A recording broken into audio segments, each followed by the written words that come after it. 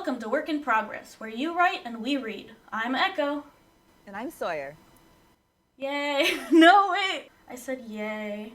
I always say yay or nice at the end of the intro, but we're not doing it again. This is fine. Today we're doing a little interview. My friend Sawyer here. We're going to talk about TTRPG creation and world building. I'm excited. Yeah, me too. I did Um, forget what your voice sounded like. I was like surprised. I was like, who? Who? Me? Yeah. It's barely been a year. It's been It's too not even long. been a year. Yeah, because I was at your house. Yeah. We live really close by. I should be at your house more often. Anyway, or I guess you could come to my house, but my house is kind of gross. It smells like cats. I'll figure it out. Okay, I guess we'll just jump right in. Um, Sure. First, I'd like to, just like talk a little bit about um, what, when I say I do a lot of TTRPGs, TTRPGs are a hobby that I've gotten into. What I say is recently, but then I think about it and it was actually like 2016, so that's not actually recently, that's been a really long time. No, 2017. Basically, I've played quite a few TTRPGs and have started to make my own.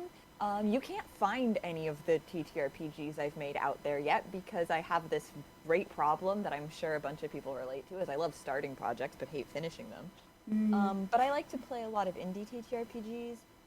I'm not a big D&D player. I've played a lot of D&D.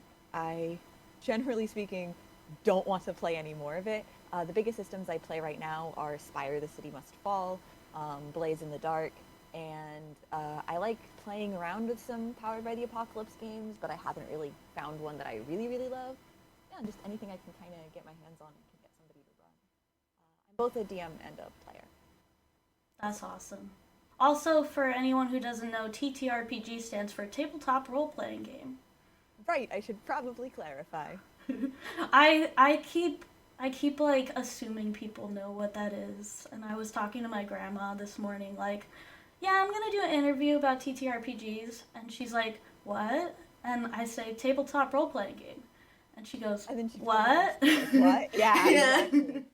To those who aren't into TTRPGs, to actually explain, if you've heard of Dungeons and Dragons, that is probably the most well-known TTRPG out there. But there's lots of different systems that have different rule sets and lots of different worlds that those rule sets exist within. A lot of people like to homebrew games. That's a word I'm going to use a lot. Homebrew meaning like they create their own world, extra rules, or world building or setting building for an established system. Like when you're a Um, witch and you brew at home. Something like that, yeah. And to clarify, I'm not an expert on this. I've just like it a lot, and so I've been doing a lot of TTRPG stuff for the past few years. You're an English teacher. You got enough going on. Absolutely. Yeah, I am. I do have a degree in literature and in theater, which theater and its improv has helped me a lot in tabletop. Being a DM has definitely helped me ad lib. Yeah, honestly, the only way to get better at improv is to do it Yeah. unashamedly and a lot. Mhm. I think that's one of the joys about tabletops is that it's a really low stress environment to just play and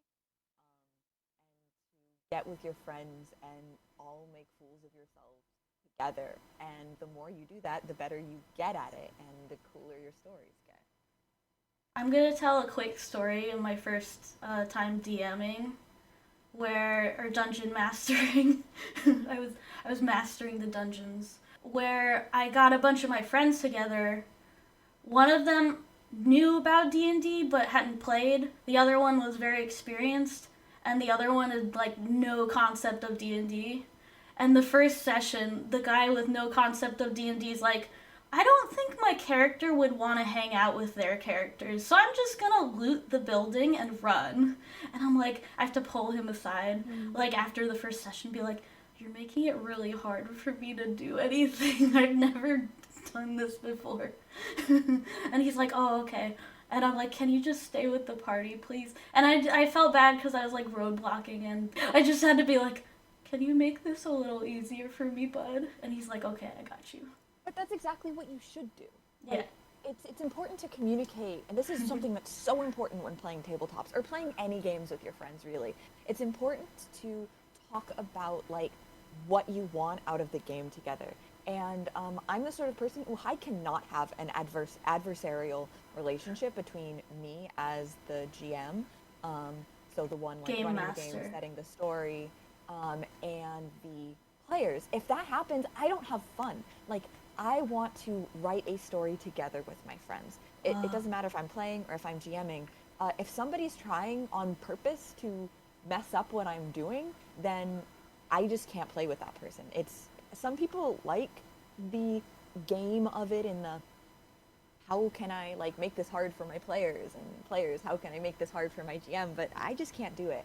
And I think that a lot of people go into games thinking that that's how they're played. Like that's because you hear a lot about that, especially in like more traditional D&D spaces, more old-fashioned ones oftentimes, and it's not how you have to play the game.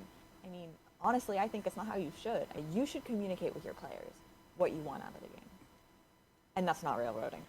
Oh, DM and GM basically the same term, but Yeah, different games just use different words for it. There's like a bajillion of them out there. I just know At DM this and point. GM.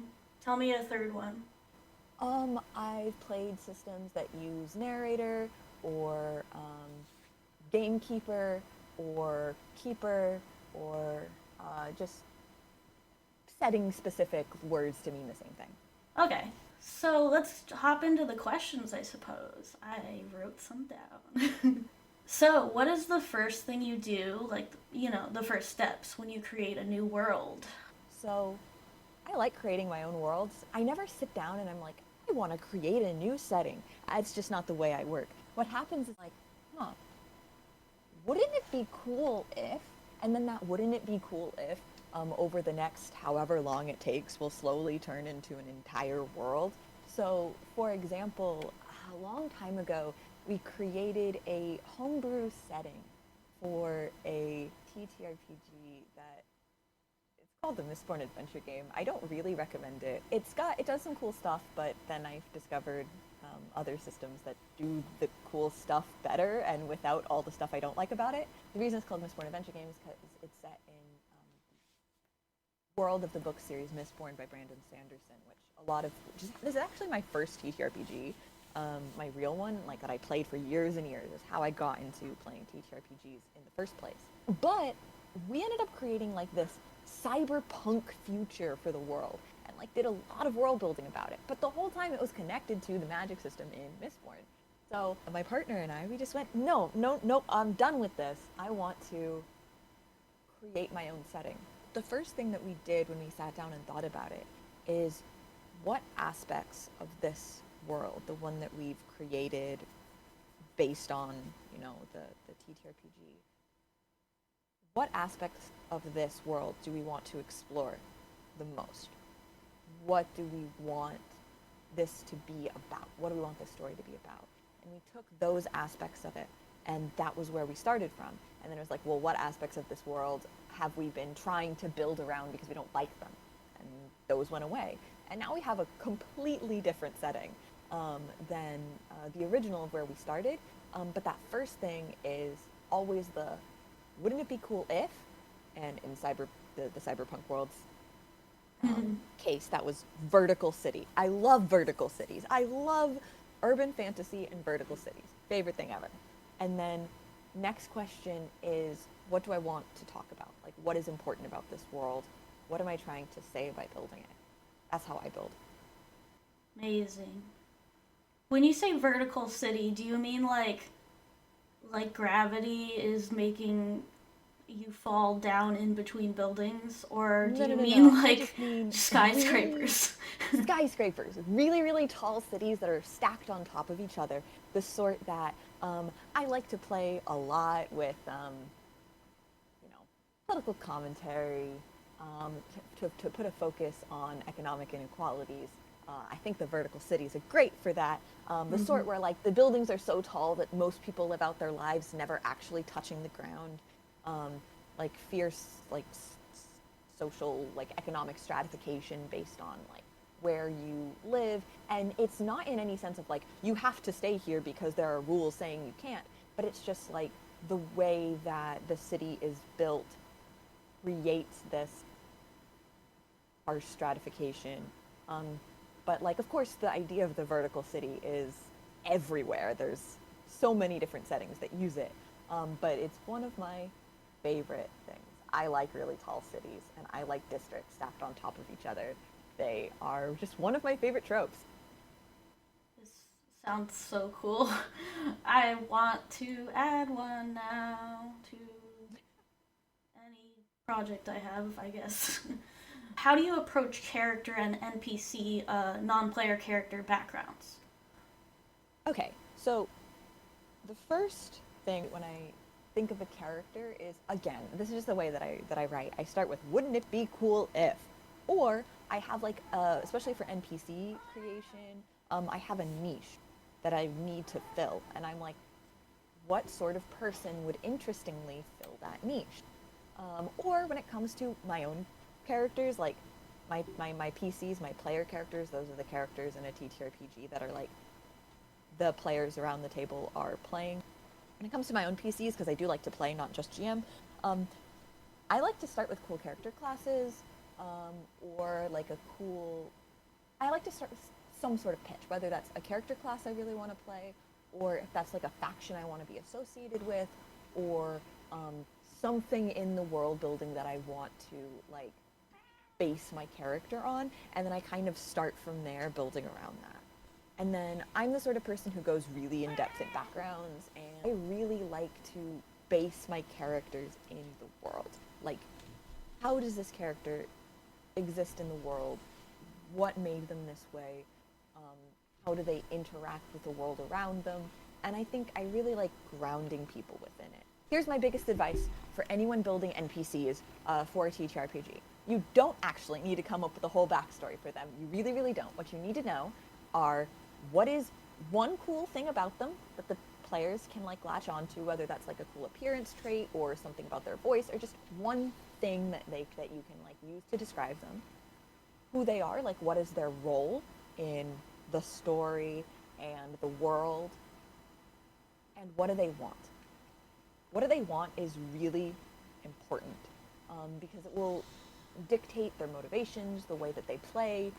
If you always keep what they want in mind, it will really help you create characters who are not static, or characters that are just always helping the party, or always get like it gives them a reason. Um, and if this is a character who's going to give, sometimes I make NPCs that with the specific purpose of the players are looking for information. This character is going to give them that information. I think of what do they know? Like, what can the players learn from this person? And sometimes, because everything is always unexpected, I'll make a character and I'll make here's what the party can learn from them, and then they go in a completely different direction. They don't meet that character, and I just take here's what the players could learn, and I give it to somebody else that I make up on the spot because it works. Yeah, I mean, NPCs are just there the for the characters that are for the PCs. So Mm-hmm. they're just there to service the story. But they're also really fun to play with. I have a lot of NPCs who are just like characters of mine, or become characters of mine by making them as an NPC. Ooh, that's fun. Do you reuse NPCs? Oh yeah, all the time. I reuse them across settings because I like using the same characters over and over again because I really like my characters and go in depth in background and I really don't need to. My cat's here. She's meowing. Oh hi. She says hi. Well, actually, Hi. she says I'm gonna be annoying right now. She's so furry. I got like fur in my nostrils now. Ooh. What is your favorite part of TTRPG creation? Okay, when it comes to Now I'm shifting back into making my own TTRPGs. My favorite part of TTRPG creation with my own original world is coming up with how can I use the mechanics to tell the stories that I want to tell. I think that mechanic building is, and mechanics are like the rules of the game. I think that mechanic building is the most, like, one of the most important parts of building a TTRPG because that dictates the way that like players play the game in a lot of ways. The things that your mechanics emphasize, the more mechanics you have about a certain thing, the more it's emphasized as something you do in this game. If you have mechanics on here's how you hack something, it implies that hacking something is something that people in your game do. If you have a lot of mechanics about fighting monsters, then that's something that people in your game are expected to do. Um, right? So I think that my favorite part of TTRPG creation isn't in just building the mechanics or just building the world. It's how do the mechanics serve the world and how does the world serve the stories that I'm trying to tell with my game. That intersection between mechanics and world building, that is the most interesting part to me. For sure. I've definitely tried to make new mechanics and then I forget why the mechanics are in place and why they're so complicated, and so I kind of just like improvise and make them easier during the session, and then after the session I'm like, "Oh, they should have been doing this. Oh, that's why that was so complicated." Like I That's made the importance of playtesting. Yeah, I know. Playtesting though is not really useful for me when I barely have time to run one session. I've made timed encounters before. Like that was pretty simple actually. I was just like, okay, this action takes 15 minutes because you're, hitting a hammer with a rock or hitting a rock with a hammer. Mm-hmm. That's gonna take 15 minutes to break down that boulder. Um, I did that for my first session actually, first ever DMing, and it went pretty well. But later on, I tried to make this like this mountain traveling mechanic, and it was like okay, this is the section where the army is going to be, and it was just like, because it was kind of like there were like certain sections of the mountain where certain enemies were, and they were all kind of tracking them at different speeds. It Mm-hmm. was very complicated, and I was just It like, sounds I give up. complicated. If you make, something homebrewed like that to ask, what is the point of making this, of mechanizing this? Because a lot of things I think can be done by narrative interest. That's why I like narrative systems a lot. Um, it's like what is narratively interesting to happen in this moment, as opposed to what do numbers say happens right now. Because a lot of times what numbers say happens right now is not the narratively interesting thing to happen at that moment. True. But it also can be kind of fun to be like, okay, I'm gonna roll this dice. I hope I get a high number because that means we did well at this. Oh, absolutely. Yeah. Yeah, I think that there is a balance there, and that balance is different for every single person. For me, I lean heavy on the narrative side, but I do enjoy rolling dice. I like dice rolling. I like leaving things up to chance and randomness. But systems that are really like crunchy will leave something up to chance, and then I see that that's what your random encounter table says happens here, but why? It's not narratively interesting, and some people use these as like random encounters tables or something as like tools to help them come up with what to do next.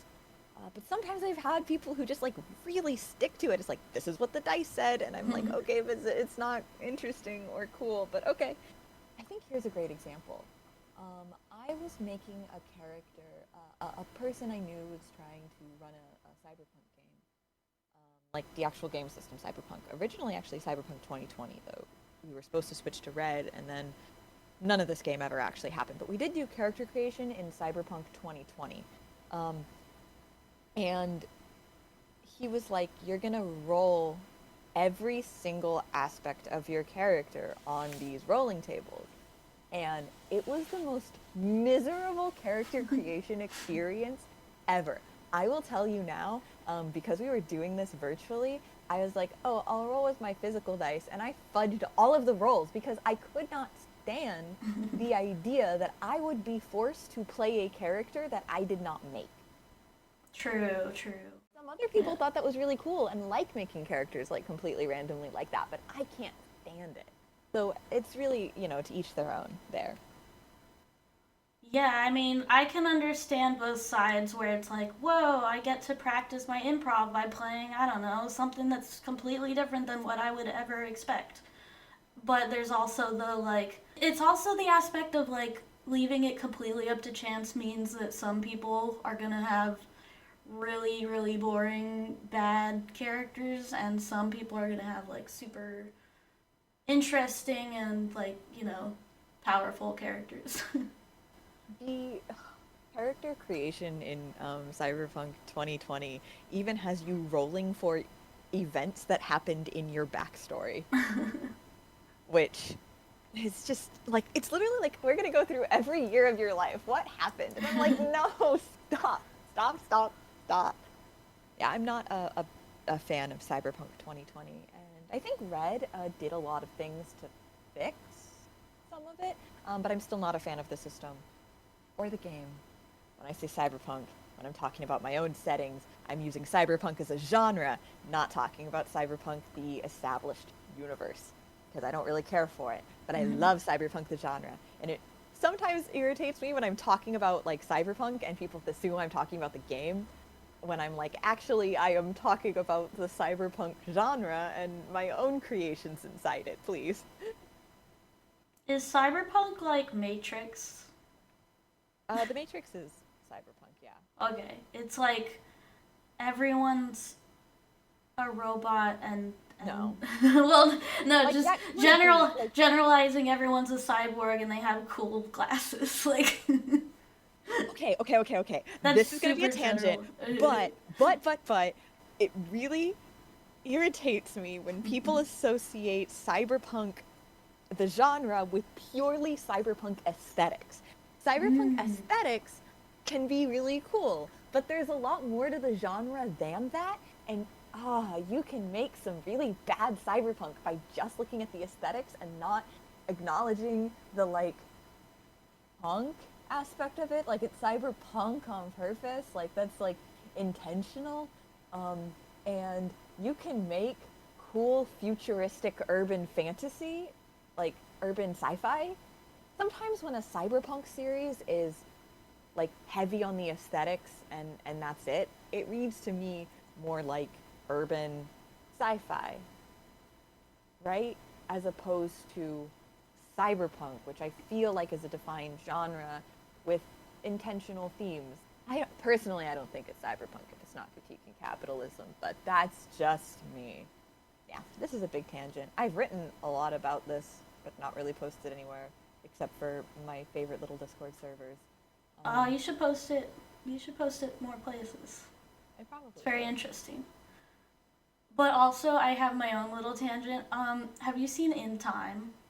I have not. I haven't even heard of it. Good. It's a real bad movie with Justin Timberlake, and there's just a bunch of. It's like a world where you have a watch that counts down your minutes of how long you have to live, and you have to like, Mm. and it's like the currency is minutes, and so like you work to gain more minutes so you live longer and stuff. And then like the rich people have like 10 million years on their wrists, and you can like steal money from people Yeah, yeah, by yeah. like you could like transfer minutes between each other by doing like a little like gang sign gesture. um or like it's kind of like it's like dapping someone up but also like It sounds like like an interesting concept. It's a super interesting concept, but it's like destroyed by like bad acting, bad plot, and like the fact that everyone's making time puns. They're like we're out of time. Dun dun. I I haven't watch seen it a either. I've just fair seen amount clips of of it. things. I watch a fair amount of things just for a cool concept that I can like Ooh. steal and borrow and like get my grubby hands on and mesh into something more interesting. So maybe I'll take a look at it, bad acting aside. Maybe like watch it on 2 times speed or something. Okay, how do you work with your players on character creation? So I tend to play with the sort of people who are like me in the sense that they like really going in depth on backstory and background and like world building stuff. So I have a really easy time with this. But I also do a lot of character creation with people who are new to the world. I think it's really something in figuring out how much my players want to make themselves and how much they want like I mean, I guess like pretty much most of the time, all my players want to like make their own characters. But like when people are like brand new to a world, it's just okay. What things do you want? Like what interests you? Starting there and then kind of like giving them okay. Well, here's a few aspects about the world that sounds like they'd be interesting to your character. See what they latch onto, and I just kind of view it as a collaborative experience when I'm building a character with someone else. But one thing, as far as working for my characters on character creation, is that I try to come with a game pitch. Like, what are you going to be doing? So, like, in this game, where it's going to be a social game in which you're in, like, some of the fancier districts, and you're going to be doing a lot of, like, subterfuge and infiltration. And with that, I'll let people start making their characters. Because it can be really difficult when you're players are making characters that don't align with the story that you're trying to tell. I'm not saying that every character has to be good at, infiltration and subterfuge to play in the game that I just pitched, but like a character whose strengths are completely opposite from that isn't going to find the same amount of interest in the game as people who have a niche that can be utilized within this sort of game. Like you can still play, so the sneaky character has a great niche, but if you're playing a down on your luck gangster who um, has never been to high society before, that could be a good character for a different game. But if you put that character concept into a high society like subterfuge game, they're not going to have chances to shine in the same way. And sometimes it can be fun to shove characters out of their comfort zones, but it's definitely, I've had scenarios where somebody brings a character who just doesn't have any skills in what we're trying to do, and they just don't have as much fun. Aw. So I always try to give people a game pitch, and here's what we're going to be doing in this game. In this, like, either if it's a one shot or this campaign is going to be what it's kind of based around. Build a character that you would have fun playing in this scenario. Okay, I have a follow up question. It's Yeah? a little different than what you were just explaining, but I'm curious. When it comes to character backstories, do you make twists that the players aren't aware of, or do you let them have complete control of their character and their backstory? I really like the idea of like my players just having like I don't know 90% of their backstory, but like being like actually you're an orphan, but your real parents are still alive and you didn't know and you meet them. Ah.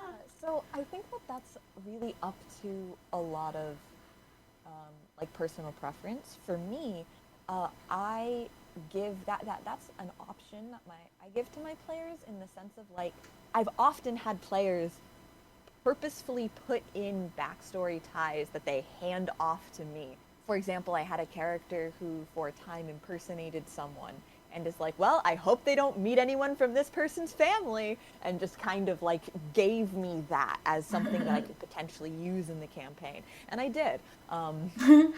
But like, so sometimes people will do that.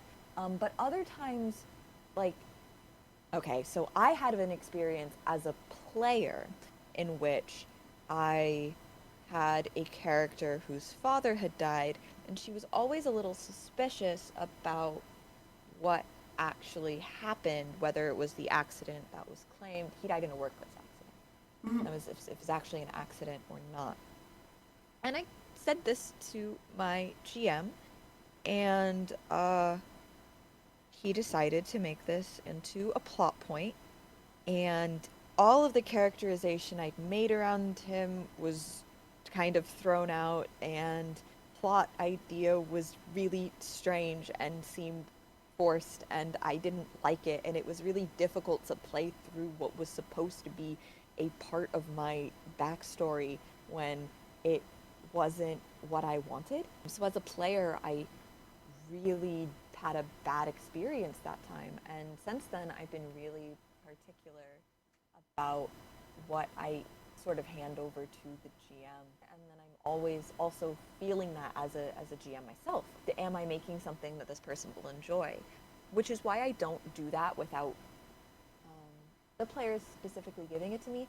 Honestly, I told that GM, like, it's kind of a mystery. I don't think she's ever gonna solve it. He just dead. That was the one thing I told him. Like, he's just dead. Like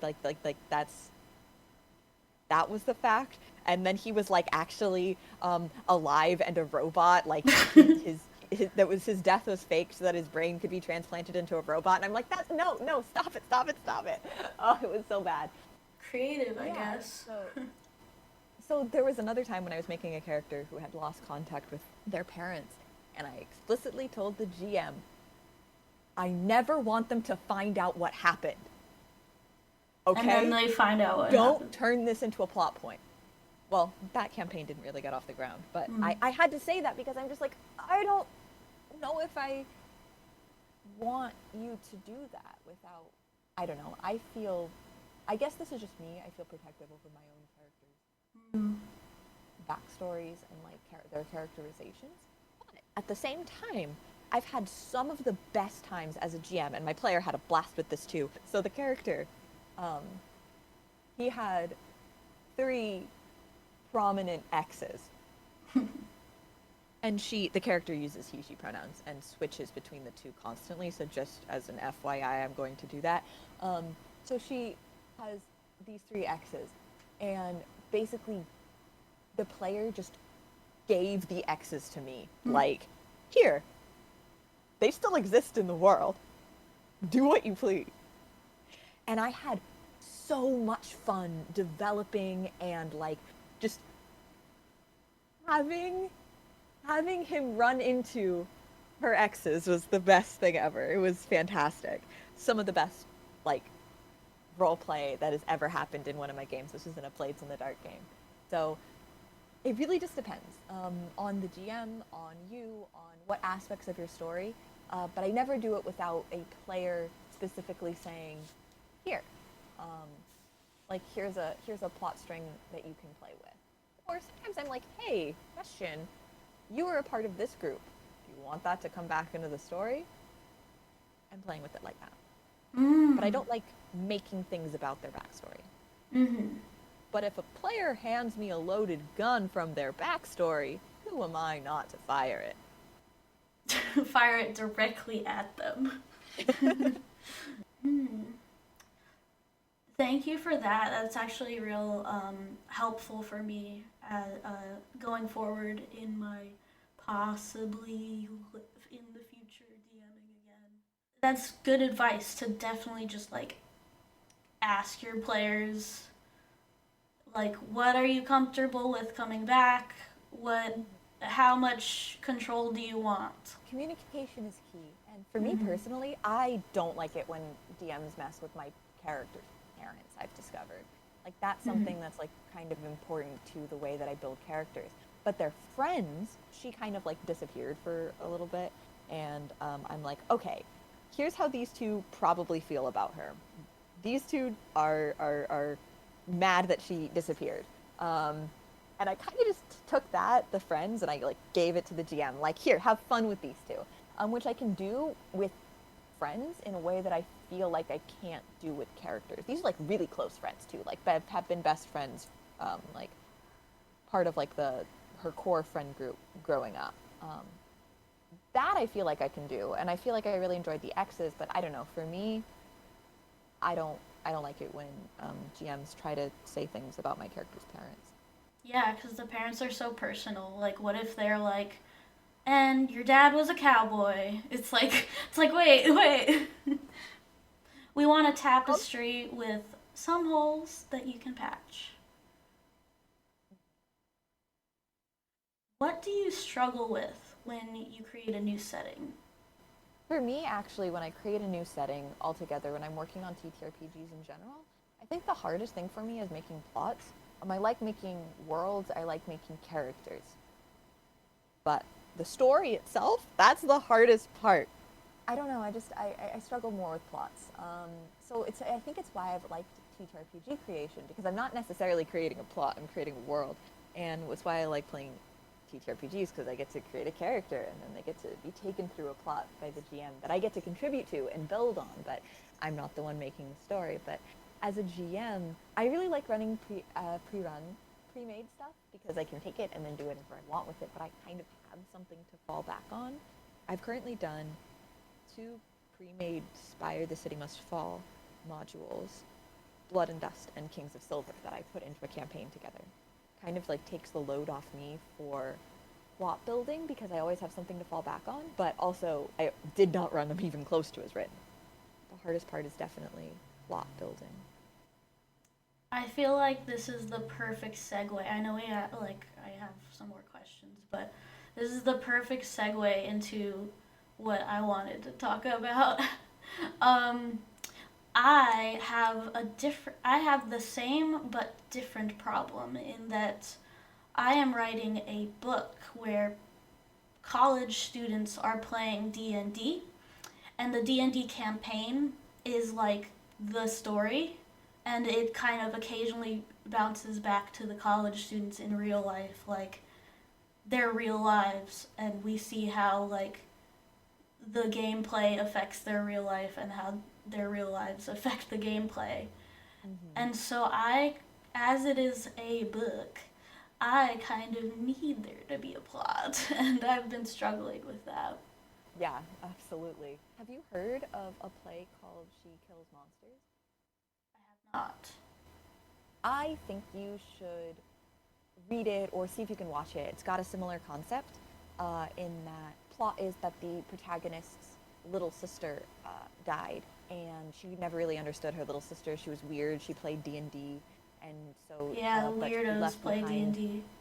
Yeah, she left behind this book that was like a campaign, and she, in order to try to understand her sister, has someone run the campaign that her sister had written, Mm, and plays with her old friends.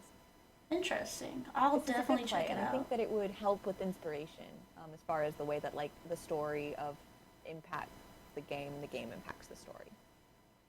Awesome. I definitely will check it out. So to get more into, I guess we're just doing this now. To get more into this story I'm talking about. It's called Dungeons and Androgyny. It's about a group of LGBTQ college students who are playing a D&D game where they play as different members of the LGBTQ community, like trans man playing intersex person and bisexual playing asexual, etc., to like kind of understand each other better, like role playing. That's kind of the gimmick. The campaign is like fantasy, except the pantheon is the Greek mythology, Greek pantheon. And so far, I struggled with making the kind of lower level characters, making their little shenanigans feel like they matter to the overarching arcing plot that I have planned, which is the inciting incident is that Zeus and Hera are getting a divorce. Oh, woof, that sounds like it's gonna be messy. Yeah. So I struggle with the plot in that I because they're so low level characters, I can't give them big bads yet. And I'm like, okay, how do I make this happen? In that case, why start them as low level? That's a good question, but I don't have an answer. I mean, like, yeah, like in the same way that when you're building mechanics in a game and you're trying to like, this is what like you're building mechanics based on what stories you want to tell. I like tight systems, and I think I like tight stories too. If it doesn't make sense to start at level one, then don't start at level one. Start at level three. Give everyone their subclasses. True. I My mean, I've problem. Oh played wait. campaigns that start at level three and start at level Mhm. five. So it's not like every campaign starts at level one, and that would be the only thing that makes sense. My problem is that I may or may not be basing the beginning of what I'm writing off of a real D&D campaign that I ran, and they were level one. Okay. You can decide to keep that, or you can decide to change that. You can Very, probably very still true. base it off of the campaign while upping their level in the state. We only got to like level 3 before we stopped. So Well, here's I think that's a very good idea. I should just start them at higher level, maybe level 5 or something. also low levels can have really high stakes because True. when I played a level one character, which only happened technically the first time I ever played D&D was like this like one shot that we played for like 7 hours straight. It was the first time I'd ever played a tabletop at all. Was this D&D one shot? None of us had ever played before. We didn't know what we were doing. But I had 6 HP, and I almost died like 3 times because I only had 6 HP, right? So level 1 has some pretty high stakes so long as you like let the stakes be high. True. I would have to let people die. I mean, I can do that. I do have that within my power as an author to just let people die and make new characters I as a think game whatever master serves too. your story the I think whatever serves your story the best. I kind of just wanted to talk about my writing project. I'm currently I'm hoping to get someone to co-author it with me because I'm not I'm good at coming up with like scenes, but I'm not good at connecting the scenes. Or at least for this project, I'm not very good at connecting the scenes because I'm like, what if I kind of start it like how you start it, where it's just like, what if this happened? But then I'm like, Mm-hmm. wait, how do they get to that place? See, that's what I like about TTRPGs in general is that you kind of don't have to know all of that. One of my favorite things to do, and I think I picked this up from Blades in the Dark, because Blades in the Dark is a system where you are playing as a band of criminals, and your gameplay is around like scores, which so it's kind of got like heist mechanics. And one of the things that it does is it starts players in media res basically every time. So I've kind of picked this up, and I love starting players in media res and being like, here is what's currently happening, and then asking them, how did you get here? And Amazing. then letting them come up with that. And it's really fun, and it's a really great way to get people to know each other's characters better, as well as prevent what could be hours of planning for a plan that you know is going to just go out the window as soon as you actually get True. True, true, true. about that story. I read the first chapter and a half. One aspect of it. Do you mind if I quote a little bit? Go for it. All right. So this is something that I think it works really well in this story because it happens in a lot of games, but it's also like exactly what I don't like about Dungeons and Dragons as a system. The end of chapter one is like the mole just kind of rubbed his cheek, watching her as she slowly realized that she still had an action left. She came back and stabbed him to death. kind of anticlimactic, not gonna lie. And then it goes into the next chapter. After killing the mole man in a narratively unsatisfying way, the group and that thing, that like narratively unsatisfying, okay, we killed it, or the like pause, pause, pause. Oh wait, is it my turn? Or wait, I still have an action left, or whatever it is, like that sort of thing is one of the things that I dislike the most about D&D. And especially as I was talking earlier about like letting the dice decide like everything.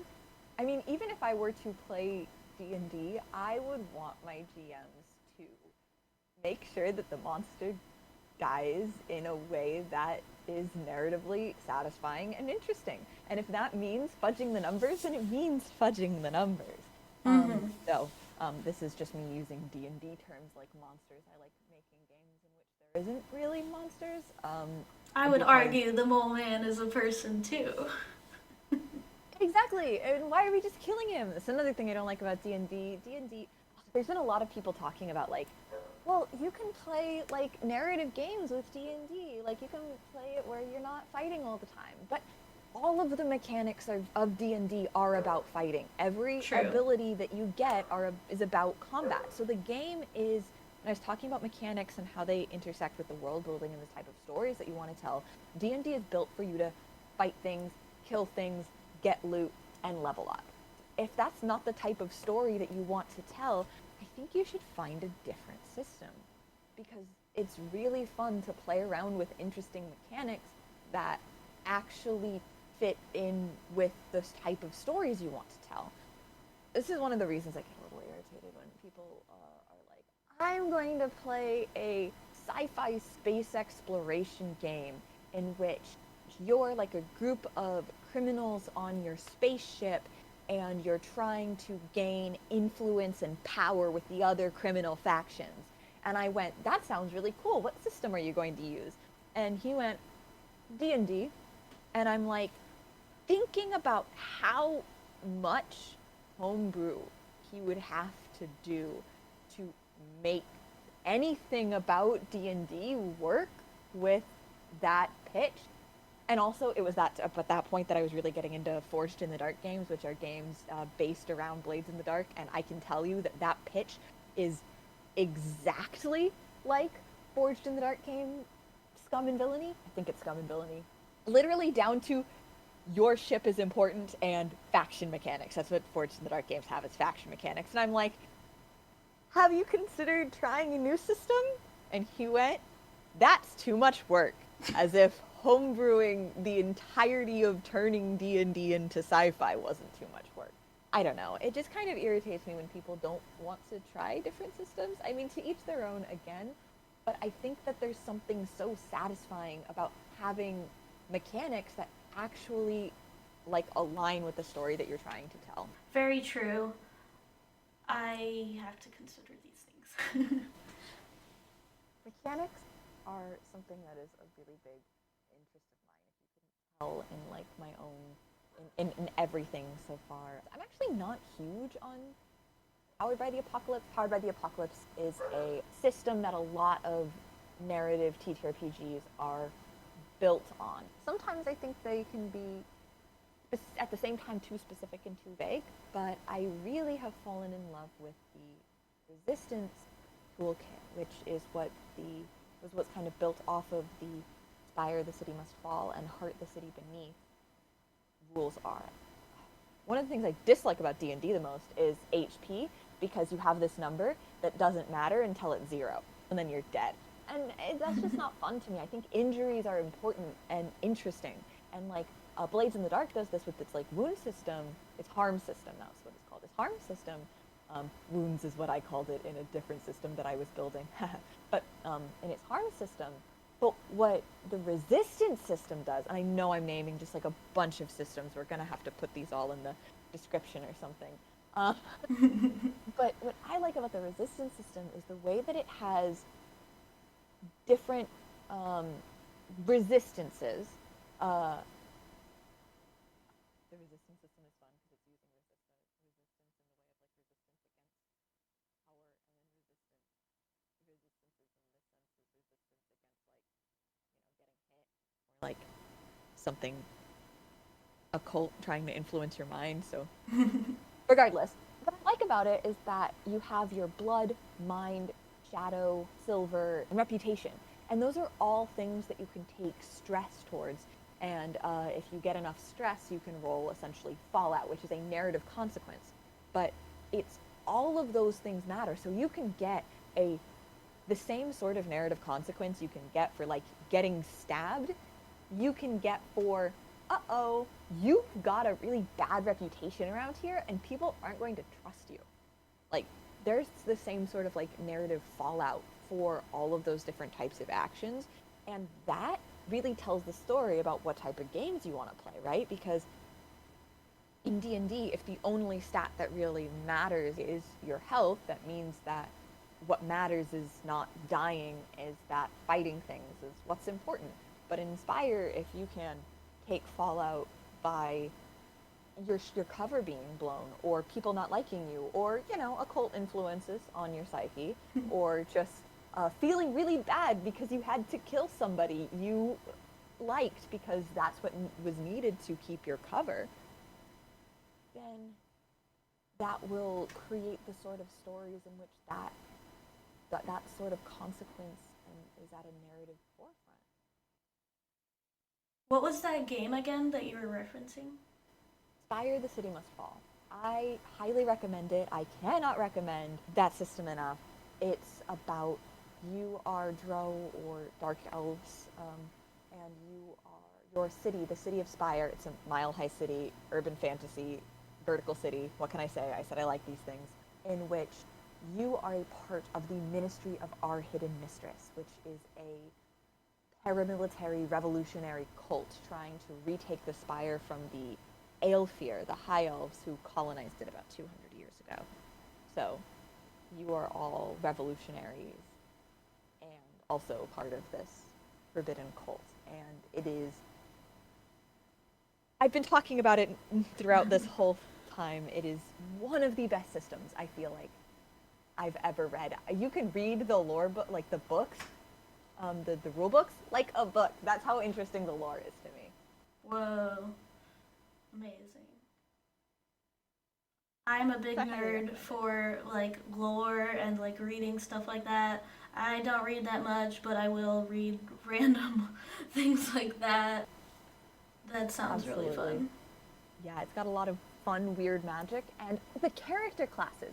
Okay, I'm just going to talk more about this system just a little bit because I love it. The character classes are really fun because they are unique. You have character classes like an Azurite, which is a merchant priest uh, worshipping a god of commerce, or Carrion priests, which have hyenas and believe that the hyenas need to, sacred hyenas need to eat the dead so that they can go that they can pass to the afterlife, and there's also some cannibalism there if you're a fan That's of so that. cool. You can be a midwife and also be part spider. You can be a Vermisian sage studying like the vast transit network of like occult transit network, failed transit network. It's really cool. Like all of the character classes have just like such a unique concept. You're not gonna find your basic fighter, rogue, wizard, whatever. Like none of them are basic character classes. The most basic one you've got is the knights, and the knights are like this ancient order of knights meant to protect the docks, who over time have kind of just become a bunch of drunkards with their orders are like congregated around a bar based after them, and their protection has turned into protection rackets. So it's like even the most basic class is not right. It's Very one interesting. I like about the system the most, and I think that tells a lot about mechanically the types of stories that it wants to tell. The abilities in the game are amazing, incredible. I have to mention Man with a Gun. It's an Inksmith ability. The Inksmith is a writer and an occultist, and their Man with a Gun ability is literally cast this spell, and a person with a loaded gun will walk into the room. You don't know what side they're on, but you know that a person with a loaded gun is going to walk into the room. It's the ultimate bam, different problem ability. That's wild. And I guess that's gonna be the main plug of the episode. Check that game out. Yeah, I can't stop talking about it. I knew I would come here and talk about Spire. I tried to talk about my original projects. I didn't. I just talked about Spire. The city must fall. Awesome, awesome, awesome. And I will be checking that out, as well as I hope the audience. Do you want to plug anything before we go? You can find me on social media as Spoopsy Doodle. I guess the place I'm most active is Tumblr, where I post my visual art, but I don't actually post there very often. But someday I really want to get an itch and start posting some of my original systems as soon as I can stop making new ones and start actually finishing old ones. So maybe someday you'll be able to find me there, probably also under Spoopsy Doodle, but not yet. And you also do commissions. Yeah? I do art commissions. I do visual art commissions. If you want your TTRPG character design, check out my art. I like to do design commissions, because I like designing characters and NPCs a lot. So if you aren't an artist yourself and have some ideas and want to get a character drawn and want to give me some creative liberties, hit me up. I will do that. Maybe I'll do that for some characters in my book. I'd love to. Yeah, that'd be awesome. It was so much fun to be here and to talk about TTRPGs, which is just like my favorite thing to talk about ever, and also to see you again. It's been a while. See in quotes. Okay, see, we're not actually in the same spot. Wish that could work, but... I'm not using my eyes for anything right now. Okay, bye everyone! Bye. Mwah, mwah, mwah.